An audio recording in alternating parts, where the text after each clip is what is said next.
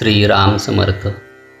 सद्गुरू श्री ब्रह्मचैतन्य गोंदवलेकर महाराज यांचे प्रवचन 20 मे. भगवंताच्या स्मृतीत प्रपंच करावा.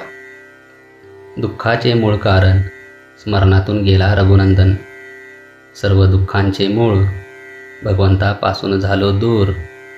रामा वाचून प्रपंचात नाही सुख, कारण प्रपंच मूर्तिमंत आहे दुःख. कोळशाने हात काळा झाला, त्याने दुःखी कष्टी झाला. ज्याचा जो धर्म तो त्याने पाळला, आपण मात्र नाही ओळखला. तैसा प्रपंच दुःखाचा झाला. भगवंता वाचून वाया गेला. जगातील ऐश्वर्य मानाची प्राप्ती रामरायाविन समाधानाला न देती. जे जे वैभव जगती ते ते आले हाती. वाया सर्व जाते, हाती न येता रघुपती. परमात्म्याचे विस्मरण हेच बीज जाणावे मूळ कारण. काळजी चिंता अहंकार भीती तळमळ फार, हा झाला त्याचाच विस्तार.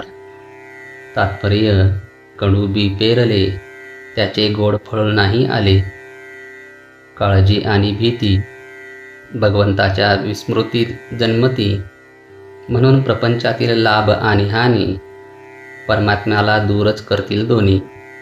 व्यवहार सद्वासना सदाचरण, लौकिक संतती संपत्ती शास्त्रांचे मनन. सर्व काही रामाविन वाटे शून्य.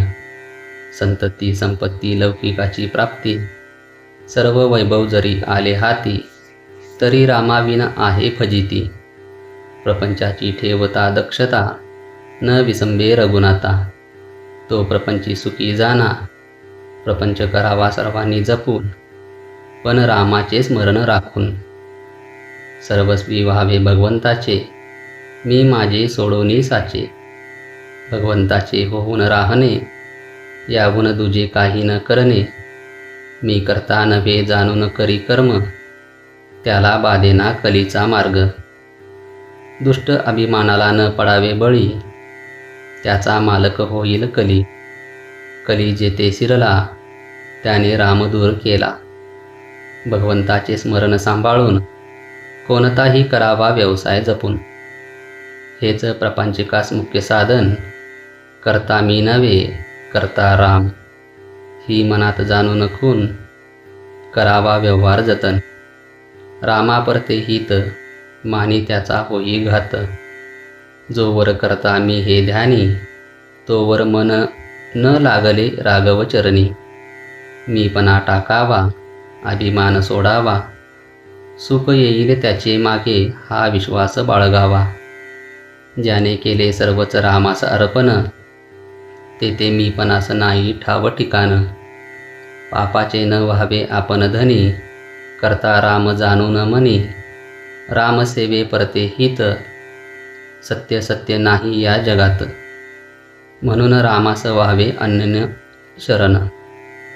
दुःख दूर व्हाव यास मुख्य साधन, मनाने होऊन जावे भगवंताचे.